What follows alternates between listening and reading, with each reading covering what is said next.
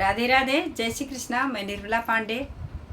एक मैं भोले बाबा का भजन गा रही हूँ। आप लोग को अच्छा लगे तो लाइक शेयर सब्सक्राइब जरूर करना। अपना प्यार दुलार देना अपनी बड़ी दीदी को।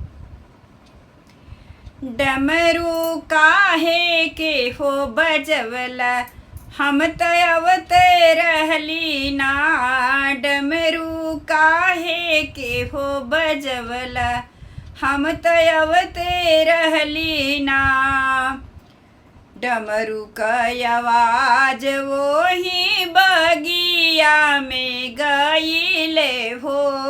डमरू कय आवाज वही बगिया में गईले हो। फूलवा लोढ़ते रहली ना, फूलवा लोढ़ते रहली ना। डमरू काहे के हो बजवला, हम तयवते रहली ना। डमरू काहे के हो बजाया, हम तयवते रहली ना। डमरू का आवाज वही गंगा तीरे गईले हो।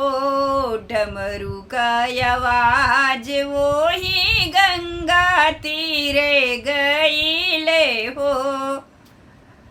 कि जलवा भरते रहली ना, डमरू काहे के हो बजवला। जलवा भरते रहली ना, डमरू काहे के तू बजवला। शिव गुरु आवत रहले ना, डमरू काहे के हो बजाया।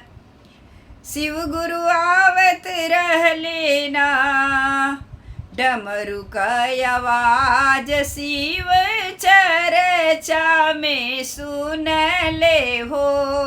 डमरू का आवाज शिव चर्चा में सुन ले हो। कि हम त मंगते रहली ना, अपने शिव जी से दया। हम त मंगते रहली ना, शिव गुरु से हम दया। हम मंगते रहले ना, शिव डमरू काहे के हो बजवला।